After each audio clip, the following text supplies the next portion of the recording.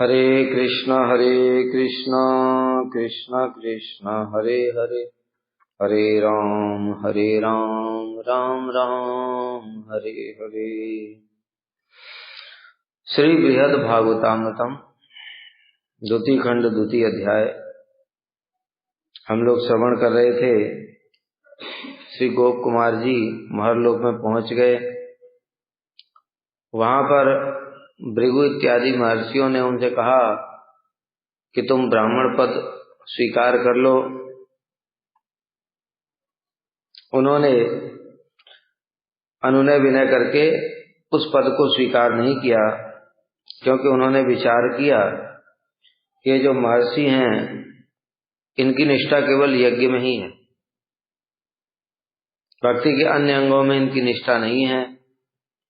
और गोप कुमार तो जप के प्रभाव से जगन्नाथ जी की सेवा प्राप्त की, स्वर्ग में उपेंद्र की भी सेवा प्राप्त की और अनेक प्रकार की सेवाएं उनको प्राप्त हुई थी। इसलिए उन्होंने सम्मान पूर्वक उनको प्रणाम किया, किंतु ब्राह्मणत्व तो स्वीकार नहीं किया। तब भी वो प्रजापति उनसे पहले की तरह ही प्रेम करते थे, भक्ति के प्रभाव से।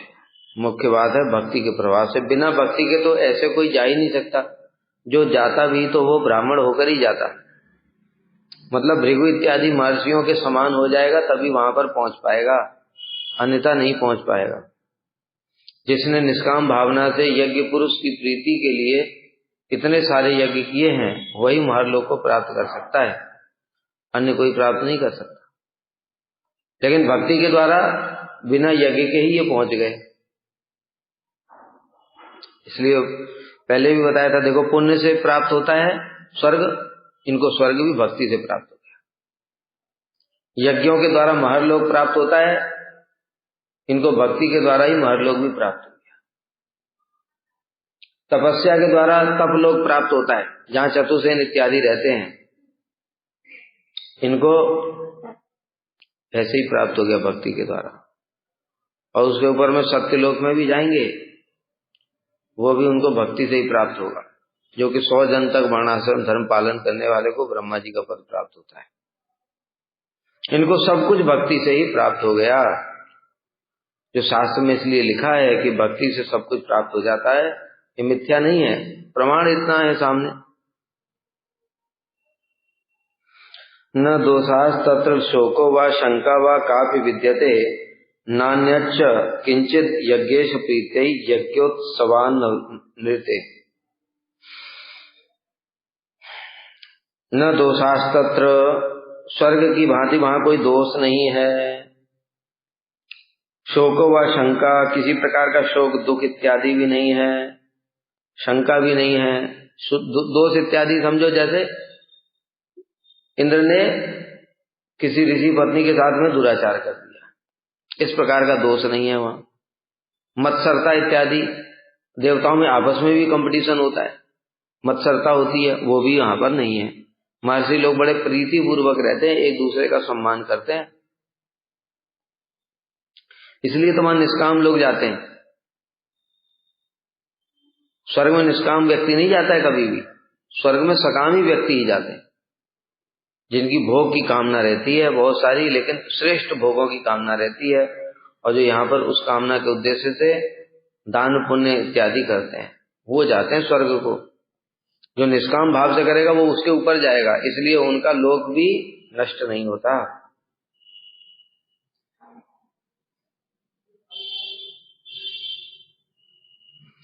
और नान्यच किंचित यज्ञेश प्रीत्यै, यज्ञेश्वर भगवान की प्रीति के लिए ही यज्ञोत्सव होते हैं, अन्य किसी प्रकार के विष भोग नहीं होता है। विषय भोग जो वहां का स्वाभाविक भोग है, ऐश्वर्य, वो तो उसको छोड़ दो, लेकिन अपनी भोग की इच्छा के लिए वो कुछ नहीं करते, यज्ञेश्वर भगवान की प्रीति के लिए ही करते हैं। इस प्रकार से स्वर्ग से भी महरलोक की विशेषता वर्णित हुई है। कुछ महरलोक में स्वर्ग की भांति स्पर्धा, मात्सर्य, काम, क्रोध, मद आदि रूप दोष। इंद्र को बार बार अभिमान हो जाता है। जब राजा को ही अभिमान हो जाता है तो प्रजा को तो होएगा ही, तो स्वाभाविक सी बात है अन्य देवताओं को भी होता है। बताया था ना एक बार, देवासुर संग्राम हुआ, ये लोग जीत गए तो बड़ा अहंकार हो गया। तो भगवान वहां पर एक ब्राह्मण का रूप बना करके पहुंचे और उन्होंने कहा ये तिनका डाल दिया, बता तिनका, इसको जरा, अग्नि वायु और इंद्र तीनों थे, कहते इस तिनके को जरा उठा करके मुझे दे दो। तो वायु ने पहले कोशिश की, उठाया, उठ नहीं पाया, पूरी अपनी फूंक मारी, फिर उड़ा भी नहीं, हिला भी नहीं, पूरी शक्ति लगा दी, कुछ नहीं हो पाया। फिर अग्नि ने अपनी पूरी शक्ति करी, जितनी शक्ति अग्नि के अंदर है सब लगा दी, एक तिनके को जला ही नहीं पाया। इंद्र ने अपना वज्र भी लगा दिया, अपनी सारी शक्ति लगा दी, वो तिनके को हिला भी नहीं पाया। तब तीनों शरणागत हो गए, समझ गई कोई साधारण ब्राह्मण नहीं है। कहते बताइए आप कौन है? तो कहते मैं भगवान हूं। तुम लोग इतना अहंकार क्यों करते हो? एक तिनके को तो तुम हिला नहीं पा रहे। कहते हमने असुरों को हरा दिया, ये कर दिया, वो कर दिया। इसलिए स्वर्ग में अहंकार बहुत है। तो इंद्र में भी अहंकार है, तो सब देवताओं में तो होगा ही, नीचे वालों में अहंकार है, क्रोध है, क्रोध भी आ जाता है इंद्र को, मत्सरता, द्वेष। भगवान ने यज्ञ बंद करा दिया इंद्र का। इंद्र को पता चला, अच्छा ये देखो कितना अहंकार, मैं इंद्र हूं, मेरी पूजा बंद करा दी, अभी तुम लोगों को मजा चखा दो। इन ब्रजवासियों को, पूरे ब्रज को ही डुबा दो, सांवर तक मेघों को आज्ञा दे दी। प्रलयकालीन मेघ है, बताओ इस समय अलाउ नहीं है। इंद्र भी बताओ ना, मर्यादा में बता हुआ है, ऐसे हो नहीं जब मर्जी आता सांवर तक में छोड़ दिए मेघ, तब भी उसने मर्यादा का उल्लंघन किया। तो प्रलय के समय में वो मेघ प्रयोग किए जाते हैं, वो बीच में ही छोड़ दिए ब्रजवासियों के ऊपर, और हाथी की सूंड के बराबर मोटी मोटी बूंदें गिर रही, इतनी मोटी मोटी। तो अभी देखो मैं सारे ब्रज को डुबा दूंगा। भगवान ने कहा ठीक है, कोशिश करके देख लो। और भगवान ने गिरिराज जी को धारण कर लिया, सारे ब्रजवासी गिरिराज जी के अंदर में आ गए। ऊपर सुदर्शन भी है, सारे जल को भी सुखा रहे, और गिरिराज जी के ऊपर में वज्र का भी प्रहार किया, कुछ भी नहीं हुआ। 7 दिन तक जब कुछ नहीं कर पाया, तब जाकर के भगवान के शरणागत। मतलब इतना अहंकार है, बताओ कि मैं राजा हूं, मेरी पूजा क्यों बंद कर दी? भू भुव स्वर तीनों लोगों का राजा हूं, मेरी पूजा होनी चाहिए। इस प्रकार से स्पर्धा, द्वेष, मात्सर्य सब कुछ है, काम भी है। और विपक्ष द्वारा किसी प्रकार का तिरस्कार, अपमान और शोक भी नहीं होता है। विपक्ष मतलब जैसे स्वर्ग में विपक्ष भी है, असुर। अभी देवता लोग तो मजे से आनंद ले रहे हैं वहां पर, असुर लोग भी यहाँ पर नीचे नीचे धीरे धीरे शक्ति अपनी अर्जित करते रहते हैं और तपस्या करते रहते हैं। अब वो तपस्या भंग करने के लिए उनकी बताए ना, मत्सरता है, ये मुझसे आगे ना निकल जाए, कहीं मेरा इंद्र पद ना प्राप्त कर ले। इसलिए इंद्र भेजता है अग्नि को, वायु को, खुद भी आता है। जब कुछ नहीं बिगाड़ पाता तब खाली हाथ लौट जाता है, क्या करेगा। और फिर जो असुर है वो, उसकी तपस्या सिद्ध हो गई तो वरदान वो जानबूझ करके ऐसा मांगता है कि इंद्र की हालत खराब हो जाए, टारगेट पे इंद्र ही रहता है। तो इसलिए असुर लोग वरदान भी उसके हिसाब से ही मांगते हैं। हिरण्यकश्यप ने इसलिए वरदान मांग लिया कि देवता भी नहीं मार सके, असुर भी नहीं मार सके, कोई दूसरा मेरा कंपटीटर पैदा ना हो जाए, मुझसे ज्यादा तपस्या ना कर ले। बड़ा चतुर था वो। असुर में भी तो द्वेष होता है, ये ब्रह्मांड में सब ऐसे ही है। तो इसलिए कहीं दूसरा असुर ना हो जाए, ना नाग ना गंधर्व, जितने प्रकार के वैरायटी उसने शास्त्र में पढ़ी थी सब बोल दी। फिर भी कुछ रह ना जाए तो क्या, 3 जगह से मर सकता हूं, या तो पृथ्वी पर मरूंगा, या आकाश में मरूंगा, या जल में मरूंगा। तीनों जगह ना मरूंगा, बेटा कहां मारेगा? युद्ध कहां होगा? या तो पृथ्वी पे होगा, या आकाश में होगा, या जल में होगा, और तो कहीं चौथी जगह नहीं है। इसलिए ये भी मांग लिया।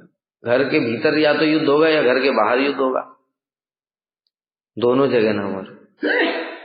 कितनी चतुराई दिखाई उसने। अस्त्र से शस्त्र से भी नहीं मरू, तो मारेगा कैसे? गला दबा करके तो मार नहीं सकता, उसके खुद ही इतना बल था। अस्त्र शस्त्र से मरू नहीं। और सारे प्रकार के वरदान मांग लिए, या तो दिन में युद्ध होगा या रात में युद्ध होगा, हैं? तो न दिन में मरू न रात में मरू। जितना सोच सकता था सब सोच लिया उसने, और ऐसा वरदान मांग करके आया कि इंद्र के चांस ही खत्म हो गए। मतलब युद्ध भी क्या करना, अब ऐसे बिना युद्ध के ही सरेंडर, सब वरदान से ही सरेंडर हो गए। जब स्वर्ग में पहुंचा हिरण्यकश्यपु तो खाली पूरा चकाचक, सिंहासन लगा हुआ है, भैया बैठ जाए, आइए आपका ही तो है, आपका ही तो है, अब कौन है आपके, तो पूरा विपक्ष ही नहीं है। वरदान ही ऐसा मांगा कि विपक्ष खत्म हमेशा की, जीरो। कोई तीनों लोगों में उसकी कोई समस्या नहीं, कोई टेंशन नहीं, कोई युद्ध करने के लिए तैयार भी नहीं होता है, क्योंकि तैयार होने से लाभ ही क्या है, मरेगा तो दूसरा ही मरेगा। तो इस प्रकार से कहने का मतलब यह है कि स्वर्ग में विपक्ष भी होता है। फिर बलि महाराज ऐसे ही, तो फिर बलि महाराज आए, बलि महाराज ने भी 100 अश्वमेध यज्ञ कर लिए, 100वां चल रहा था, इतनी शक्तियां अर्जित कर ली कि देवताओं की तो मार पीट करके भगा दिया। ऐसे करके विपक्ष बहुत तगड़ा है इनका, कभी कभी आता है जब सत्ता में तो इनकी हालत खराब कर देता है, सारे देवता मारे मारे फिरते हैं, फिर भूखे प्यासे घूमते हैं कहाँ, क्योंकि ये जो विपक्ष है इनका, ये सारे देवताओं के पदों पे बैठ जाते हैं, अग्नि वरुण ये सब पद है ना, बताया था, ये सब पदों पे जाकर के असुर ही बैठ जाते हैं। अब वो जो भी आहुति दी जाएगी वो इनको मिलती, और ताकत आ रही है, पहले से ताकत लेकर के आए थे और ताकत आ रही है। ऐसे करके विपक्ष वाली समस्या है। महरलोक में इस प्रकार की कोई समस्या नहीं है, वहां कोई विपक्ष नहीं होता है, इसलिए असुर लोग वहां पे, कभी देखा असुर लोगों ने ऋषियों के ऊपर आक्रमण किया, उनसे डरते हैं उल्टा। देवता लोग तो युद्ध करेंगे, ऋषि लोग युद्ध नहीं करते हैं, वो सीधे पानी ले लेते, थोड़ा सा चुल्लू भर पानी चाहिए उनको, उतना काफी उनके लिए, अगर वो भी नहीं मिला तो ऐसे संकल्प ही कर देंगे खाली, ठीक है। इसलिए वो एक, जितना देवताओं का वज्र काम नहीं करता उतना उनका पानी थोड़ा सा काम करता, इसलिए उनके पास नहीं जाते डर के मारे। प्रलय के समय लोकनाश आदि की शंका तथा पतन आदि का भय भी नहीं है। और एक जो भय था कि प्रलय के समय भू भुव स्वर्ग लोक नष्ट हो जाएगा, जब स्वर्ग नष्ट हो जाएगा तो कहां जाओगे, फिर बड़ी समस्या थी। और पतन, जब पुण्य क्षीण हो जाएगा तो नीचे पतन भी होना पड़ेगा, फिर भूमि पर आना पड़ेगा, क्षीणे पुण्य मर्त्यलोकम विसंति। इसलिए भगवान के भजन के अलावा अन्यथा कहीं भी उन महर्षियों की आसक्ति नहीं है। अगर ये इच्छा करके काम कुछ इनके हृदय में कुछ कामना होती भोग की, तो इनको भी फिर ऐसा लोक प्राप्त नहीं होता। इसको निष्कंटक क्यों हुआ प्राप्त, क्योंकि भगवान की सेवा के लिए ही कामना है, अपनी कोई भोग वासना नहीं है। इसलिए भगवान ने कहा ठीक है, तुम लोग ऐसी जगह रहो जहां पे एकदम आराम से निश्चिंत होकर के रहो। जो जितना निष्काम होगा भगवान उसको उतना ज्यादा हायर प्लेनेट देंगे और हायर फैसिलिटी देंगे, तब भी लोग निष्काम नहीं होना चाहते। वो कामना छोटी मोटी तुच्छ कामनाओं की पूर्ति करने ही चाहते हैं, मतलब उसके लिए भगवान का भजन करते हैं। अरे तो वो कामनाओं को छोड़ दो तो बड़ी तुम्हें भोग मिलेगा, है कि नहीं। देखो इसमें उदाहरण, और देखो और कोई निष्काम हो जाएगा, बिल्कुल एक जागतिक पूरा ब्रह्मांड की कोई कामना नहीं होगी, तो उसको मुक्ति लोक में डाल देंगे। ये ब्रह्मांड से भी ऊपर मुक्ति प्राप्त करना आसान नहीं है। और कोई निष्काम हो जाएगा और सेवा की भावना भी रखेगा, भगवान की थोड़ी सेवा भी करूं तो बैकुंठ पहुंचा देते, और ज्यादा ऐश्वर्य। और संपूर्ण रूप में निष्काम होकर के, मतलब बैकुंठ में भी भगवान की सेवा की कामना तो रहती है, लेकिन बैकुंठ का थोड़ा ऐश्वर्य भी हमको थोड़ा प्राप्त हो जाए, अब विजय जय विजय की तरह संग चक्र गदा पद्म मिलेंगे, क्या वाह आनंद आएगा। ये भी अगर भावना छोड़ दी, कुछ भी भावना बिल्कुल निष्काम हो गया, तो फिर ब्रज में पहुंच जाएगा, और ब्रज में वो कृष्ण के साथ खेल कूद करेगा। नारायण के साथ कोई खेल कूद नहीं होता है। तो जो जितना निष्काम होता जाएगा उसको ऐश्वर्य और उतना ज्यादा अधिक सुख भी प्राप्त होता जाएगा। इसलिए भगवान के भजन के अलावा अन्यत्र कहीं भी उन महर्षियों की आसक्ति नहीं है। वहां भगवान यज्ञेश्वर की प्रीति के लिए केवल यज्ञ रूप उत्सव ही होते हैं। अन्य किसी प्रकार का उत्सव या विषय भोग आदि कर्म नहीं होते, बस यज्ञ ही चलते रहते चारों तरफ। यदि कभी किसी प्रकार का भोग करना भी होता है तो उसमें भगवान की प्रीति सम्मिलित रहती है। बताए ना कि जो मिश्रा भक्ति है, मिश्रा भक्ति, वो मिश्रा भक्ति वाले ही यहाँ पहुंच सकते हैं। मतलब 90% तो भक्ति है इनकी, 10% कर्म का भी मिश्रण मिला हुआ है। तो ये कर्म मिश्रा भक्ति, इसमें कि कुछ ऐसा नहीं, अगर निष्काम ही हो जाते तो फिर पूर्ण रूप से तो भगवान के ये भी है। इसमें से जो पूर्ण निष्काम हो जाएंगे, वो जब ब्रह्मा जी की आयु खत्म हो जाएगी तो उसके बाद में ब्रह्मा जी के साथ चले जाएंगे, उनको मुक्ति हो जाएगी। जो जो निष्काम होंगे ऊपर प्लेनेट में, महरलोक, जनलोक, तपलोक, सत्यलोक, और जिनकी कामना होगी कुछ, वो फिर से आएंगे।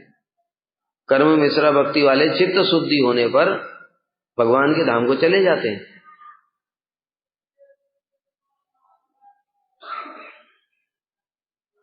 इसलिए कह रहे हैं किसी प्रकार का भोग करना हो तो उसमें भगवान की प्रीति सम्मिलित रहती है। अगर उनकी मान लो कोई भोग इत्यादि की इच्छा भी हो जाए तो भी वो भगवान की प्रीति भी उसमें चाहते हैं, भगवान भी संतुष्ट रहे और मैं भोग भी कर लूं। लेकिन स्वर्ग के लोग केवल अपना ही भोग चाहते हैं। ये भगवान मेरे छोटे भाई हैं, मुझे राज्य दे दें बस।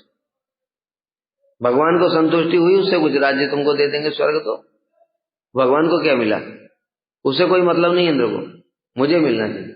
इसलिए उनके लिए ये तीनों लोग ही रखे, भू भुव स्वर्ग।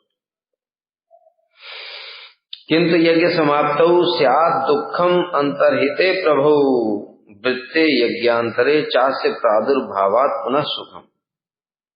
अब यहां भी समस्या शुरू हो गई गोप कुमार की। सब जगह समस्या है। यहां क्या समस्या है? उनकी जैसी समस्या तो हम भी चाहते हैं पर हो ही नहीं रही है। जैसे महाप्रभु को बोला था ना श्रीवास पंडित जी ने, महाप्रभु जब गया से लौट करके आए तो उनके अंदर में बड़े विचित्र विचित्र विकार प्रेम के प्रकट होने लगे। अब किसी को समझ ही नहीं आए। महाप्रभु उससे पहले तो चंचल थे बहुत, खंडन मंडन ये सब करना, ये सब काम करते। तो जब गया से लौट करके आए तो भक्ति के लक्षण प्रकाशित होने लगे, लेकिन लोगों को समझ ही नहीं आता था। शास्त्र किसी ने पढ़े नहीं। कोई कहता है इसको वायु रोग हो गया है, जैसे बताया ना कि किसी वही एक अंग कंपन हो रहा है, एक अंग में स्तंभन हो गया, दूसरे में पसीना निकल रहा है। जो प्रेम के विकार, अष्ट सात्विक विकार। और महाप्रभु तो राधा जी के भावों में आठों के आठों भी एक साथ प्रकट हो सकते हैं। रोमांच, कंप, अश्रु, पुलक राधा जी के शरीर में एक साथ प्रकट हो जाते हैं। हमारी बुद्धि से भी दांत कट कट कट कट कर रहे हैं। ऐसा देख करके लोग कहते कोई भूत लग गया है इसको, कोई कहता है इसको वायु रोग हो गया है, गैस फंस जाती तो एक हाथ में तो हाथ कांपने लगता है। कोई कहता मिर्गी रोग हो गया है, कोई कुछ। महाप्रभु बड़े परेशान हो गए। एक दिन श्रीवास पंडित जी आए। सची भैया ने पूछा देखो जरा निमाई को क्या हो गया, इसको ऐसी ऐसी दशा है। शिवाज जी ने देखा ध्यान से, और शिवाजी तो भक्त हैं, भक्त होने के कारण पहचान लिया उन्होंने। करे अरे ये बात रोग नहीं है, ये तो प्रेम के लक्षण है। इसके ऊपर कृष्ण की कृपा हो गई है, और इसको जो बात रोग हुआ है वो तो हम भी चाहते पर होता नहीं हमको। ये है प्रेम। इसी प्रकार से गोप कुमार की जो समस्या है ना, हम भी चाहते हैं पर होती नहीं है। क्या समस्या है इनकी? भगवान का दर्शन सब समय चाहिए। दर्शन नहीं होता है तो फिर इनको बड़ी खराब लगने लगता है। जगन्नाथपुरी में भी यही समस्या थी। भगवान का दर्शन, भगवान की सेवा सब समय होनी चाहिए। ऐसा हमारा कब होगा पता है? ऐसा रोग हमको क्यों नहीं लग रहा? इसलिए किंतु यज्ञ समाप्त हुआ, यज्ञ समाप्त हो गया, यज्ञेश्वर प्रकट हुए, बड़ा आनंद हुआ। भगवान ने उनको खुद बुलाया, अपना उच्छिष्ट भी दिया, उनका आतिथ्य किया। लेकिन यज्ञ खत्म हो गया, अभी ठाकुर जी क्या करेंगे? यज्ञ पुरुष है, वो यज्ञ तब तक रहेगा, तब तक स्वाहा स्वाहा तब तक ग्रहण करेंगे। स्वाहा खत्म तो ठाकुर जी भी गए, अंतर्धान हो गए। अब अंतर्धान हो गए तो बड़ा व्याकुल होने लगे, भाई अब कहाँ से दर्शन करें। और बार बार उनको जगन्नाथपुरी की याद बड़ी जरूर आती है, क्योंकि जगन्नाथपुरी सब समय दर्शन होता था। ठाकुर जी के सामने खड़े रहते, मंदिर भी बंद नहीं करते, सारे दिन खुला रहता है। तब यज्ञ समाप्त होने पर स्यात् दुखम अंतर्हिते प्रभु, मेरे हृदय में दुख का संचार होता था। वृत्ते यज्ञांतरे चास्य प्रादुर्भावात्, किंतु फिर से यज्ञ करते हुए जब फिर यज्ञ करते तो यज्ञ पुरुष फिर प्रकट हो जाते, उस समय दुख भी दूर हो जाता। ऐसे चलता रहा। अब महर्लोक से यहाँ से वैराग्य प्रारंभ हो गया उनका, जहां समझो उनको दुख शुरू हो गया वहां से वैराग्य प्रारंभ हो। और दुख भी इस बात का नहीं है, किस बात का दुख है? भगवान का दर्शन नहीं होता, भगवान की सेवा नहीं होती, ये सब दुख है। ऐसा दुख हमको कब होगा पता नहीं।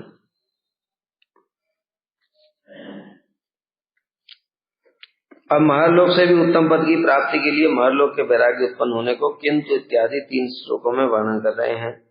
यज्ञ समाप्त होने पर यज्ञेश्वर अंतर्हित हो जाते, तब मेरे हृदय में दुख का संचार होता। यद्यपि वे सेवक अधीन प्रभु चिर दिनों के लिए अंतर्धान नहीं होते। देखो यहाँ पर विशेष बात करेंगे, चिर दिन मतलब बहुत लंबे समय के लिए नहीं अंतर्धान होते। वो लोग हर दिन यज्ञ करते थे, अलग अलग घरों में भी अलग अलग यज्ञ चलते थे, सब जगह प्रकट हो जाते। लेकिन उनके दर्शन न होने, जब तक वो दोबारा यज्ञ करेंगे फिर दोबारा प्रकट होंगे तब दर्शन होगा, उतनी समय के लिए मेरे अंदर बड़ा व्याकुलता हो जाती। फिर जब यज्ञ होता फिर प्रकट हो जाते तो फिर मुझे आनंद हो जाता। तथापि उस महर्लोक में भी बीच बीच में यज्ञ समाप्ति के समय भगवान के दर्शन न होने से उत्पन्न मन का दुख भोग करना ही पड़ता था। जब यज्ञ खत्म हो गया, भगवान चले गए, अब बड़ा दुख होता था इनको।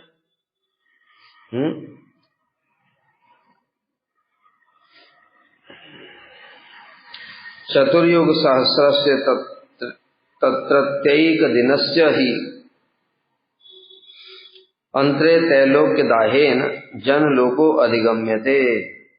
चतुर्युग सहस्रस्य 1000 चतुर्युग बीत गए, या तत्रत्य एक दिनस्य ही, अथवा ब्रह्मा जी का एक दिन हो गया। बताया था जब ब्रह्मा जी का एक दिन होगा तो भू भुव स्वर्ग तीनों लोग जलेंगे। इन्होंने उनको अनुभव किया है, हमको तो पता नहीं, हम तो पढ़ करके बता रहे हैं, किंतु गोप कुमार जी ने अनुभव किया। गोप कुमार जी स्वर्ग में भी बहुत लंबे समय तक रहे। कितने दिन रहे? देवताओं के 1 वर्ष रहे, ठीक है। और यहां पर भी ब्रह्मा जी के 1 दिन मतलब रहे होंगे, क्योंकि उन्होंने प्रलय को देखा था, इसमें वर्णन है। ब्रह्मा जी के 1 दिन के बराबर होता है 1 वर्ष। कैसी बात कर रहे हो? एक दिन में तो ब्रह्मा जी 14 इंद्र बदल गए। देवताओं का 1 दिन 1 वर्ष कैसे ब्रह्मा जी के दिन के बराबर हो जाएगा? ब्रह्मा जी के 1 दिन में 14 इंद्र बदल जाते हैं। 71 चतुर्युग होता है, 71 चतुर्युग में उनका कितना दिन होता होगा देखना पड़ेगा। उसके ताप से सुनते कि ब्रह्मा जी स्वर्ग का 1 दिन, यहां पर 1 वर्ष होता है, ऐसा है, ठीक है। तो वहां पर जब 360 दिन हो गए वहां के, तो मतलब यहां के 360 साल, ऐसा कुछ होगा। तो उसके ताप से ये, लेकिन यहां पर लंबे समय तक रहे, क्योंकि दिन के अंत तक उन्होंने प्रलय देखी। प्रलय के समय त्रिलोक दग्ध हो जाता था, ये देख करके बता रहे हैं। उसके ताप से महर्लोक भी तप्त हो जाता। उस समय महर्षिगण जनलोक में चले जाते थे, हमने पहले ही बता रखा है। जैसे 1000 चतुर्युगों का ब्रह्मा का 1 दिन होता है, उसी प्रकार से महर्लोक में भी 1000 चतुर्युगों का 1 दिन होता है, पहले ही बताया। स्वर्ग के ऊपर में टाइम टेबल अलग है, पृथ्वी का टाइम टेबल अलग है, स्वर्ग का अलग है। ऊपर जाते जाते ऊपर का दिन मतलब ऊपर का टाइम कम होता है, नीचे का टाइम ज्यादा होता है। जैसे ऊपर का टाइम है 1 दिन ब्रह्मा जी का, तो नीचे के 1000 चतुर्युग चले गए। ठीक है, ऊपर का टाइम कम होता है। तो उसी प्रकार से जो भुवा स्वर्ग, इनको छोड़ दो, उसको मह जन तप सत्य, इन चारों को एक टाइम टेबल होता है।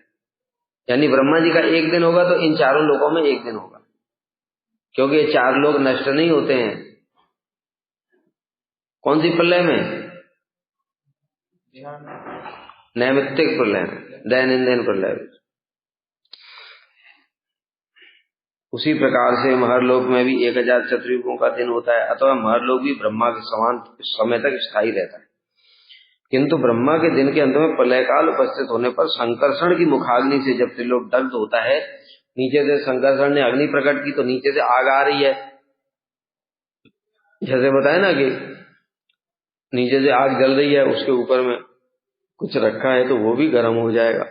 इसलिए स्वर्ग के ऊपर ही होने के कारण महरलोक भी गर्म हो जाता है, एकदम जलने लगता है, ताप हो जाता है। जलता भस्म नहीं होगा, वो नष्ट नहीं होगा, स्वर्ग तक तो नष्ट हो जाएगा, लेकिन नीचे से कोई चीज जल रही, जैसे होता है ना कहीं आग लगती है तो चारों तरफ ताप होता है कि नहीं उसका, ऐसे तब उसकी तीव्र ताप से त्रिलोक के ऊपर स्थित महरलोक भी तप्त हो गया, गर्म हो गया। अब गर्म हो गया तो वहां कैसे रहेंगे? इसलिए भृगु इत्यादि जन लोक में शिफ्ट हो जाते थे। उनको ये भी फैसिलिटी है, जनलोक में कम से कम जा तो सकते हैं, स्वर्ग वाले महरलोक में नहीं जा सकते। नहीं तो इंद्र देखता, अरे वाह कोई बात नहीं, मैं ऊपर चला जाता हूँ, क्या हो गया। बताए ना, सबके लिए अलग अलग फैसिलिटी दे रखी भगवान ने, जो जैसा कर्म पुण्य करेगा उसके हिसाब से उसको सब सुख सुविधा है।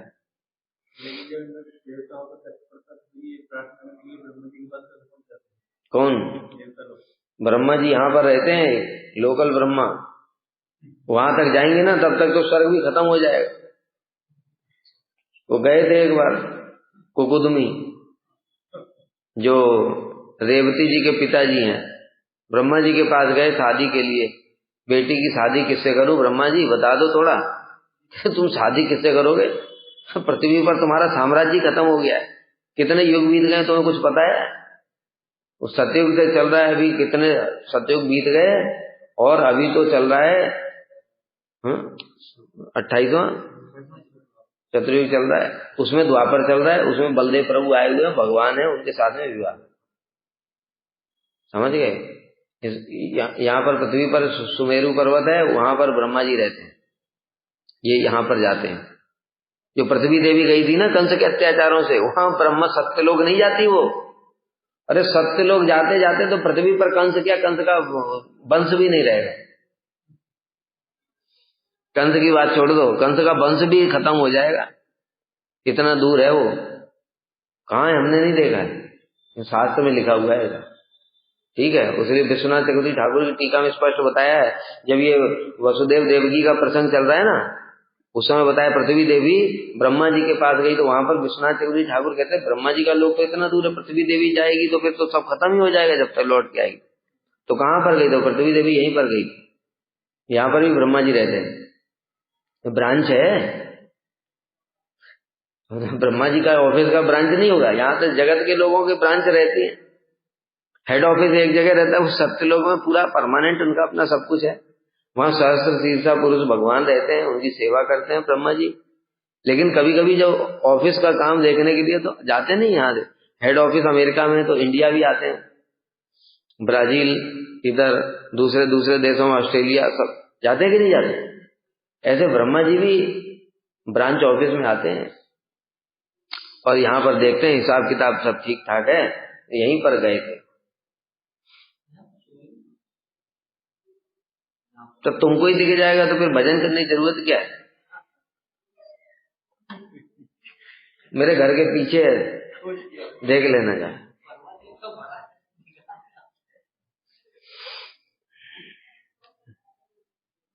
कभी शास्त्र पढ़ा है? जम्बूद्वीप, उसमें भारतवर्ष 9 वर्ष है, 9 वर्ष तुमको कहाँ देखते हैं? जम्बूद्वीप में 7 समुद्र हैं, जो 7 समुद्र हैं। कभी देखा तुमने गन्ने का समुद्र? गन्ने का रस का समुद्र तुम्हें अगर दिख जाएगा तो तुम क्या पानी पियोगे फिर? और कोई मधु का समुद्र, यहाँ तो पतंजलि का खरीदना पड़ता है जब खांसी हो जाती है। मधु का समुद्र है, घी का समुद्र, नकली घी मिल रहा है, ठाकुर जी को भी नकली घी पिला रहे हो तो घी का समुद्र पड़ा हुआ है। वहां से भगवान अपने लिए क्यों नहीं मंगा लेते बाल्टी भर के? इसलिए हमको कुछ नहीं दिखता है, चुपचाप बैठे रहो, हरि नाम करो। नहीं, गोप कुमार की तरह भगवान पहले समुद्र में ही घुमाएंगे तुमको। कहते ठीक है, समुद्र देखना है, इसको सुमेरु दिखाता हूँ। इतना घुमाएंगे, इनसे भी ज्यादा टाइम लग जाएगा। ये तो कम से कम एक के बाद एक लोगों में तो जा रहे हैं, तुम तो भी लोकल में ही घूमना चाहते हो। अरे इच्छा भी करो तो बड़ी भी करो कम से कम।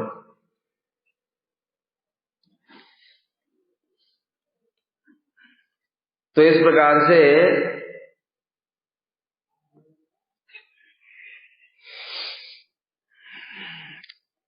जो भृगु इत्यादि महर्षिगण हैं, रात्रि जान करके ताप के भय से मरलोक में चले जाते। रजन्यामिव जातायाम यज्ञ भावेन तत्र तु यज्ञेश अदर्शनेन स्यात् दाहस तद्दाहतो अधिकः। अब भैया देखो, ये जो भृगु इत्यादि ऋषि हैं, इनको तो दाह हो रहा था, ताप लग रहा था, लेकिन इनका ताप तो मिट गया। कैसे मिटा? ऊपर चले गए। अरे गोप कुमार का ताप कौन मिटाएगा? उनका ताप है विरह का। अभी अंधेरा हो गया, अंधेरे में यज्ञ होते नहीं है। ब्रह्मा जी सो गए, ये महर्षि इत्यादि भी सो गए जाकर के। अभी सो गए तो यज्ञ कौन करेगा? अभी गोप कुमार तो सोए नहीं, और उनको यार बड़ी चिंता हो रही है कि तो ठाकुर जी का दर्शन ही नहीं हो रहा है। अब जब दर्शन नहीं हो रहा है तो बड़े व्याकुल हो गए। ये तो अंधेरा हो गया बड़े लंबे समय के लिए। और फिर पता चला है लाइट गई, तो लाइट गई मतलब पूरा ग्रिड ही फेल हो गई। अब लाइट आएगी कब? अगले दिन में आएगी। ब्रह्मा जी के अगले दिन में लाइट आएगी, फिर लाइट आएगी तब जाकर के यज्ञ शुरू होगा। और बड़ा मुश्किल, 1000 चतुर्युग तक इंतजार करना पड़ेगा। इतना गोप कुमार कैसे सहन कर सकते हैं? एक दिन का तो उनको सहन नहीं होता था। जितनी भक्ति है उसको उतना सहन नहीं होता है। गोपियों को त्रुटि युगाए थे त्वाम अपश्यताम अटत यद भवान अन्य काननम। जब आप वन को चले जाते हैं तो एक त्रुटि का समय भी एक युग के समान प्रतीत होता है। ऐसा उनका विरह है। जितना प्रेम अधिक होगा उतना विरह भी अधिक होगा। इस जगत में भी तो देखा जाता है। तो बच्चा है, स्कूल गया, अभी थोड़ा 1 घंटा लेट हो गया आने में, तो माँ को बड़ी चिंता हो जाती, कहाँ गया, क्यों नहीं आया, अब तक आ जाना चाहिए, रोज तो आ जाता है। फोन करके पूछती 10 जगह। उसके भाई बहन है वो पूछते हैं, उतना टेंशन होती, आ जाएगा, खेलता होगा कहीं। और अड़ोसी पड़ोसी, उनका कोई प्रेम नहीं, कोई मतलब नहीं, आए ना आए क्या फर्क पड़ता है? होता है कि नहीं? इस जगत में ही ऐसा होता है। जिसका प्रेम अधिक है उसको विरह भी अधिक होता है। तो ये जब जड़ जगत में ही ऐसा है तो फिर चित जगत में, अरे उनकी बात छोड़ो, तो पशुओं का प्रेम देखा है। एक बार एक वृंदावन में छत से देख रहे थे हम, एक बंदरिया का बच्चा मर गया और वो उसको छोड़ ही नहीं रही है। वो बार बार चिपका करके इधर से उधर जा रही है और सारे बंदर इधर उधर देख रहे हैं, और वो कुछ नहीं, और वो बार बार चिल्ला रही है इधर उधर। फिर उसको लेती है, फिर उसको कुछ करती है, फिर जैसे बंदर लोग खुजाते हैं और क्या क्या करते हैं, सब ऐसे ऐसे कर रही है, लेकिन कुछ फिर गले से चिपका लेती है। तो उसका प्रेम है इसलिए ऐसा कर रही है। बंदर पशुओं में भी होता है ऐसा। तो फिर जो भगवान के शुद्ध भक्त है, जो चिन्मय है, जिनका प्रेम चिन्मय ममत्व अतिशयांकिता, प्रेम अवस्था में ये लक्षण, ममत्व अतिशयांकिता, बहुत प्रचंड ममता होती है। प्रचंड ममता का मतलब एक क्षण के लिए भी उनको बिना देखे नहीं रह जाता, ऐसी ममता होती है। इसलिए वो घर में बैठ कर ही उनको सारी लीलाएं, वहां की जो वन की सारी लीलाएं स्फुरित होती रहती, एक के बाद एक रील जैसी चलती रहती, एक के बाद एक रील चलती रहती लीलाओं की। तो गोप कुमार भी अभी बड़ी ऊंची अवस्था में हैं, इसलिए उनको भी जब यज्ञेश्वर का दर्शन प्राप्त नहीं हो रहा है तो बड़े दुखी हो जाते। और वो भी इतने लंबे समय तक कैसे रह पाएंगे भाई? भगवान के साथ ब्रह्मा के कारणानव जल में शयन कर ले जाने पर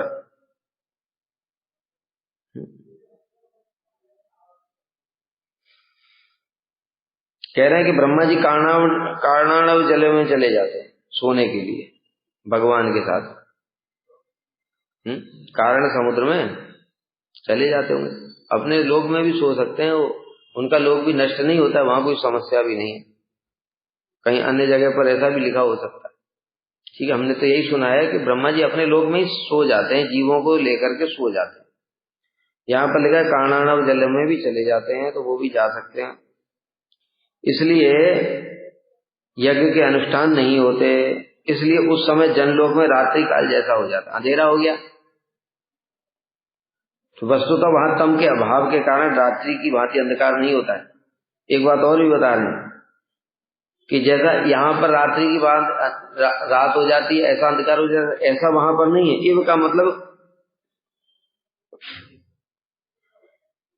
यज्ञादि के अभाव में भगवान यज्ञेश्वर का दर्शन प्राप्त नहीं होता है। समझ गए? मतलब वहां पर प्रकाश तो रहता है, इसलिए रात्रि इव बताया। यहाँ पर रात्रि का मतलब क्या है? सूरज गया, अंधेरा हो गया। अभी तो साइंस ने लाइट वाइट बना दी है, नहीं तो पहले क्या सब सो जाते थे, इसलिए ब्रह्म मुहूर्त में जग जाते थे। वो बड़ा सिस्टम अच्छा था। अभी सोते 12 बजे हैं, फिर ब्रह्म मुहूर्त में कैसे उठेंगे 4 बजे? शरीर खराब सबके, मन खराब सबके, सब खराब हो गए। सोने के टाइम में जगते हैं, जगने के टाइम में सोते, सब मुनि हो गए। या निशा सर्वभूता नाम तस्याम जागृते संयम। जो मुनियों के लिए रात्रि है उसमें संसार जगता है, और जब संसार सोता है तब मुनि जगता है। तो इसलिए अब सब मुनि हो गए, रात्रि में जगते हैं, दिन में सोते हैं। इसलिए एवं मतलब है रात्रि की भांति हो जाता है। तो जब रात्रि की भांति दिन का अंत हुआ, ब्रह्मा जी का दिन खत्म हो गया, तो मतलब पूरा अंधेरा नहीं हुआ, रात्रि की भांति हो गया, मतलब सोने का टाइम हो गया। तो सोने का टाइम हो गया तो सो गए, ब्रह्मा जी सो गए तो महर्षि लोग भी सो गए सारे। अब सो गए सब, तो फिर यज्ञ नहीं होगा। जब यज्ञ नहीं होगा तो भगवान यज्ञेश्वर का दर्शन भी नहीं होगा। इसलिए हृदय में जो ताप उदित होता भगवान यज्ञेश्वर के दर्शन के अभाव में, वो प्रलयकालीन ताप से भी बहुत ज्यादा था। प्रलय का जो नीचे से आग आ रही थी ना, उससे भी ताप हो रहा था, उससे भी बहुत ज्यादा ताप हो रहा था, विरह का था।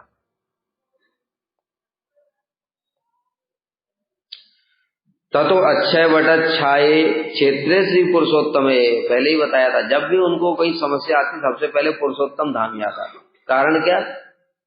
स्वर्ग क्यों नहीं याद आया? अरे स्वर्ग कैसे याद आएगा, वो तो जला पड़ा है, कुछ नहीं सुनते।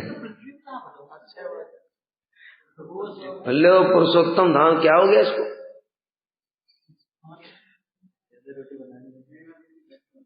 दिमाग कहाँ है तुम्हारा? अरे ये पूरी है, ये पूरी धाम है, ये नित्य है, ये संकर्षण की अग्नि से जल जाएगा क्या? कितनी धाम की महिमा बताई पीछे, सब गोबर कर दिया। क्या करें, बड़ा मुश्किल। धाम भगवान का नष्ट नहीं होता है, प्रलय क्या नष्ट करेगी? धाम चिन्मय है, जगन्नाथ जी सब समय विराजमान है यहाँ पर, प्रलय होती रहे, होने दो। जब ब्रह्मांड भी नष्ट हो जाएगा तो क्या ब्रज नष्ट हो जाएगा? धाम कभी भी नष्ट नहीं होता, धाम चिन्मय है, चिन्मय है तो वो नष्ट कैसे हो जाएगा? इसलिए जगन्नाथपुरी की याद आती थी। प्रकट और अप्रकट होता रहता है। भगवान जब दिखाना चाहते हैं, जब प्रलय आएगी तो तुमको नहीं दिखेगा, किंतु हमको नहीं दिखेगा, लेकिन जो भक्त हैं उनको दिखाई देगा, ये धाम यहाँ पर है। कितने सारे उदाहरण ऐसे आते हैं। जब वराह देवी आए थे तो पृथ्वी देवी, तो देखा मथुरा डूबी नहीं है, मथुरा नहीं डूबी थी, बाकी सब डूब गया था। मथुरा कैसे डूबेगा? कोई उसको चुरा नहीं सकता, कोई ले नहीं सकता। उसके ऊपर जो आवरण होता है हमको वो दिखाई देता है, वो आवरण जड़ है, वो जड़ आवरण को वो नष्ट हो जाता है। जैसे अब मान लो कि प्रलय अभी आ जाए, सुनामी आ जाए, वो सुनामी में सारा का सारा पूरी तुमको दिखाई देगा कि सब डूब गया, लेकिन जो भक्त है नारद जी, उनको दिखाई देगा कि सब कुछ वही है, जगन्नाथ जी भी वही। ये हो गया अप्रकट लीला। वही है जड़ वाला तो डूब गया, लेकिन जो चिन्मय वाला है वो तो सब समय विराजमान है, वो वहीं पर है, लेकिन हमको दिखाई अब नहीं देगा। अब किसको दिखाई देगा? शुद्ध भक्तों को। फिर कालक्रम से कोई इंद्रद्युम्न महाराज जैसे कोई भक्त आएंगे, फिर उनके द्वारा प्रकाशित होगा, फिर वो तुमको भी दिखाई देगा, फिर प्रकट हो गया। ऐसे चलता रहता है भाई। धाम के प्रति ऐसी वो मत करो, नहीं तो अपराध हो जाएगा। पहले ही बहुत अपराध है हमारे। ततो अक्षय, पहले नाम ही अक्षय वट। अक्षय का मतलब ही क्या होता है? जिसका कभी क्षय नहीं होता है। पुरुषोत्तम क्षेत्र में जाकर के क्षेत्रीय पुरुष अटक अक्षय वट छाया, अक्षय वट की छाया में सदा जगन्नाथ देव का दर्शन करता रहूं। काग भुसंडी भी नहीं जाते हैं, काग भुसंडी यहीं रहते हैं। इसलिए जब इंद्रद्युम्न महाराज चले गए थे ब्रह्मा जी को लिवाने के लिए, वो गए थे सत्यलोक। इंद्रद्युम्न महाराज सत्यलोक गए थे, अगर यहीं जाते तो वापस लौट आते। सत्यलोक चले गए, यहाँ पे मिले नहीं होंगे ना लोकल ऑफिस में, तो हेड ऑफिस में गए। हेड ऑफिस में गए जब तो फिर युग बीत गए, युग बीत गए। उनका मंदिर बनवाया था जगन्नाथ जी का, वो सारा बालू में ढक गया और कलयुग आ गया। उसमें एक राजा भी आ गया, गाल माधव, विमान से जा रहा था अपने रथ पर। उसके रथ के पहिए में कुछ टकराया, उसने कहा देखो क्या है यहाँ। देखा तो ऊपर चक्र निकला, देखो और खोदो, और खोदते खोदते पूरा मंदिर निकल आया अपना। ये मेरा मंदिर है, कब्जा जमा लिया। अब इंद्रद्युम्न महाराज बेचारे लौट कर गया, बड़ा टाइम हो गया, तो कलयुग आ गया। तो सतयुग की बात थी, इंद्रद्युम्न महाराज सतयुग की बात थी, कलयुग आ गया। अब देखे तो गाल माधव कहने लगा भैया तुम कौन हो? इंद्रद्युम्न तुम कौन हो? तो मैं मंदिर का मालिक हूँ। तो मैं मंदिर का मालिक हूँ। दोनों अपने को मालिक बता रहे हैं, वो कौन मालिक है? फैसला कैसे होगा? कहते चलो काग भुसंडी से पूछेंगे, वो प्रलय के समय भी नष्ट नहीं होते, उनको वरदान है। इसलिए उनसे काग भुसंडी के पास गए। काग भुसंडी ने कहा इंद्रद्युम्न महाराज का है, तुम तो अभी आए हो, ये मंदिर बनवा करके प्रतिष्ठा के लिए ब्रह्मा जी के पास गए थे, इतना समय बीत गया, ऐसी स्थिति हो गई, इसलिए तुमने इस पे कब्जा कर लिया, तब जाकर के वापस किया तुम। तो अब तुमको काग भुसंडी दिख रहे हैं वहां पे? हमको नहीं दिख रहे, लेकिन शिव जी यहाँ आए थे कथा सुनने के लिए उनसे, गरुड़ जी,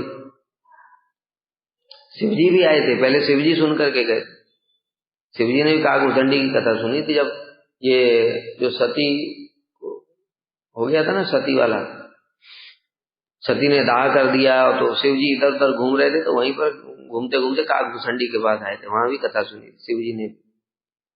गरुड़ जी भी आए थे, गरुड़ जी को शिव जी ने भेजा था कि तुम्हें मोह हो गया, कोई चिंता की बात नहीं है, तुम काग भुसंडी के पास चले जाओ, वो मोह दूर कर देंगे। इसलिए गरुड़ जी आए, और गरुड़ जी ने तो इस स्थान का प्रभाव देखकर ही आश्चर्य में पड़ गए। कहते जैसे ही 1 योजन के सीमा में प्रवेश किया गरुड़ जी ने, मोह दूर हो गया। अभी काग भुसंडी से मिले भी नहीं, दर्शन भी नहीं हुआ, केवल सीमा में प्रवेश करने से ही उनका मोह दूर हो गया। ऐसा उन्होंने दर्शन किया। और हमारा सीमा में प्रवेश करके मोह बढ़ जाता है। कहते हैं कि जगन्नाथपुरी नहीं जली, स्वर्ग जल गया, जगन्नाथपुरी नहीं जली। इसलिए भगवान के उस दर्शन के अभाव में विरह ताप को दूर करने के लिए मेरी इच्छा होती कि मैं पुरुषोत्तम क्षेत्र में जाकर अक्षय वट की छाया में सदा जगन्नाथ का दर्शन करता रहूं। अब नीचे टीका में बता रहे हैं, मैं उस अक्षय वट की छाया में जाऊं जिसका प्रलय में भी क्षय नहीं होता। अक्षय नाम ही इसलिए ऊपर दिया श्लोक में, अक्षय, जिसका क्षय नहीं होता। अर्थात सुस्निग्ध श्री पुरुषोत्तम क्षेत्र में जाकर जगन्नाथ देव का दर्शन करूं। तो वट का वृक्ष का भी क्षय नहीं हो रहा, तो जगन्नाथ जी का क्षय हो जाएगा क्या? हमको अंतर्धान हो जाएंगे वो ठाकुर जी। विग्रह दिखाई नहीं देगा किनको, जब सुनामी आ जाएगा डूब जाएगा तो विग्रह दिखाई नहीं देगा, लेकिन विग्रह वही है, जगन्नाथ जी वही है, वो अप्रकट हो गए। अब उनके जो व्यक्तिगत सेवक लोग हैं जो सेवा करते हैं, जो पार्षद लोग, वो सेवा करें, और जब वो कृपा करते हैं तो सभी जगत के जीवों को, पंडे ये सब, उनको भी सेवा दे देते हैं, लो सेवा करना चाहते हो करो। ऐसे चलता रहता है, क्योंकि वह पुरुषोत्तम क्षेत्र प्रलय के समय भी यथावत अवस्थित रहता है। ठीक है, तुम लोगों को मेरी बात पर विश्वास नहीं था, इसलिए सनातन गोस्वामी लिख के गए, ये लोग मानेंगे नहीं, किताब बिना देखे, इसलिए लिखा हुआ है। और श्री जगन्नाथ देवी चिरकाल के लिए वहां अचल स्थिर रूप में विराजमान रहते हैं। क्या बताया, सुनामी आने पर भी तुमको दिखेगा विग्रह भी डूब गया, खत्म, कुछ नहीं दिखेगा तुमको, सब कुछ वही है। जैसे कृष्ण लीला की थी ना, जब ब्रह्मा जी ने देखा मैंने बछड़ों को चुरा लिया, खुश हो गए, फिर थोड़ी देर मैंने सखाओं को भी चुरा लिया और खुश हो गए, और देखा उन्होंने गुफा में सब सो रहे हैं, बछड़े और सखा, और कृष्ण रो रहे हैं, ये सब देखा उन्होंने। लेकिन जब लौट करके आए तो सब कुछ वहीं देखा। कहते ये क्या हो रहा है, मतलब क्या, जब जैसे ही ब्रह्मा जी ने इच्छा की कि मैं कृष्ण की कुछ और लीलाओं को देखूंगा, देखूं क्या करते हैं भगवान, मतलब भगवान की परीक्षा ले रहे, सोचने के साथ ही था, अरे ब्रह्मा जी को ये पता नहीं कि अंदर मेरे भी बैठे हैं, वो ब्रह्मा जी के भीतर भी तो वो बैठे हैं। जैसे ही उन्होंने सोचा, उनको तो तुरंत पता चल गया, उधर से ट्रांसमिशन हो गया कृष्ण के पास, परमात्मा ने तुरंत मैसेज कर दिया, ये ऐसा सोच रहा है कृष्ण का, अच्छा ठीक है, रोने लगे, तुरंत रोना शुरू कर दिया दुख में, और ब्रह्मा जी भी आनंद में आ गए। और जिस समय बताया ना, जैसे ही मैसेज गया इधर से परमात्मा का, उसी समय कृष्ण नए नकली बछड़े, नकली सखा, नकली बना दिए, योग माया से असली वालों को ढक दिया, खुद अकेले दिखाई दिए। सेकंड में खेल हो गया, ब्रह्मा जी के सोचने के साथ ही साथ इतना हो गया। तब तो ब्रह्मा जी तो वो नकली वालों को चुरा रहे, सोचने के साथ ही साथ प्रकट कब हो गया ये तो पता ही नहीं चला ब्रह्मा को, मतलब सेकंड का टाइम भी नहीं लगा। ब्रह्मा जी ने चुराया तो नकली चुरा करके चले गए, लौट करके आए तो भगवान ने कहा इनको थोड़ा और दिखाता हूँ कुछ चमत्कार। ये चमत्कार देखना चाहते थे ना, ये चमत्कार ही दिखा देता हूँ।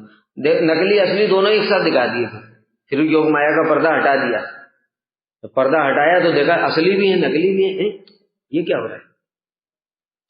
अभी भी उनको असली वाले नहीं दिखे, अभी कौन से वाले दिखे, जो भगवान ही बन गए हैं सब कुछ, भगवान सखा बन गए, भगवान बछड़े बन गए, तो उनको वो दिखाई दिया, अभी तो असली दिखे भी नहीं है। जब फिर उन्होंने फिर दिखाया कि सारे जितने भी सखा और बछड़े वो सब चतुर्भुज बन गए, तो उन्होंने एक तीसरा ही कुछ और देखा चमत्कार, कि सारे भगवान ही ऐसे, तो सारे सखा भगवान, सारे बछड़े भगवान सब। तब जब चले गए, तब उसके बाद उन्होंने अपने जितने रूप बनाए थे उनको संवरण करके अब योग माया का हटाया पर्दा, अब असली वाले प्रकट हुए। 1 साल तक वही थे, किसी को पता ही नहीं चला। अब देखो कितनी बड़ी ये प्रमाण है कि बताओ, लाखों बछड़े हैं, लाखों सखा हैं, तो क्या वो थोड़ी सी जगह में आ गए होंगे, कितनी जगह में। अब हर दिन ब्रजवासी वहां से निकल के जा रहे हैं कि नहीं, उसी जगह से, तो सखा बछड़े वहीं बैठे हुए। बुद्धि से समझ सकता है कोई। बलदेव प्रभु भी जा रहे हैं उधर से, भगवान की शक्ति तो देखो, अचिंत्य व्यापार है ये। बलदेव प्रभु भी निकल के जा रहे हैं, वहीं से जाते हैं रोज, फिर भी उनको भी नहीं दिख रहे हैं वो, और वहां से सब निकल निकल करके जा रहे हैं। और 1 साल तक भी उनके हाथ में जो दही भात खा रहे थे वो वैसा ही गीला है, सूखा नहीं। अचिंत्य व्यापार है भाई, भगवान का परीक्षा मत लो, नहीं तो ब्रह्मा जी का दिमाग चकरा गया। 1 साल तक उन्होंने कुछ खाया पिया, उनको तो ये लगा कि बस कृष्ण अभी बस बछड़े लेने के लिए गए थे और आ गए, वहां पर समय ऐसा हो गया, और बाहर में 1 साल हो गया, एक ही जगह पर, एक ही वृंदावन धाम में। देखो हम तो ये लोगों की बात कर रहे हैं, लोगों में अलग अलग समय होता है, लोगों की बात छोड़ो, एक ही जगह पर रासलीला कर रहे हैं। ये वही ब्रज का ये कोना बंसीबट, वह रासलीला कर रहे हैं, वहां पर तो हो गया 1 कल्प हो गया, ब्रह्मा जी की रात्रि हो गई, और बाहर में छोटी वाली रात 8 घंटे वाली। नहीं तो एक कल्प के बाद में अगर गोपियां आएंगी तो कोई मिलेगा ही नहीं। जो रात को दूध जाम डाल करके रखा था दही बनाने के लिए, उसका क्या बनेगा?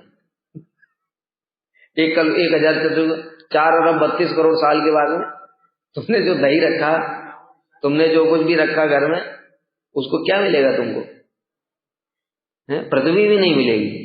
और वो अंदर में एक ही कोने में चल रहा है रासलीला, वहां पर 4 अरब 32 करोड़ साल हो गए और बाहर में 8 घंटे हुए। अचिंत्य व्यापार। फिर भी बुद्धि समझते नहीं लोग, भगवान की परीक्षा लेना चाहते हैं। इसलिए जगन्नाथ देव चिरकाल के लिए यहाँ पर सब समय यहाँ पर विराजमान रहते हैं, प्रकट और अप्रकट लीला करते हैं। इसलिए वहां सर्वदा उनका दर्शन प्राप्त होने के कारण कभी भी विरहताप उपस्थित नहीं होता।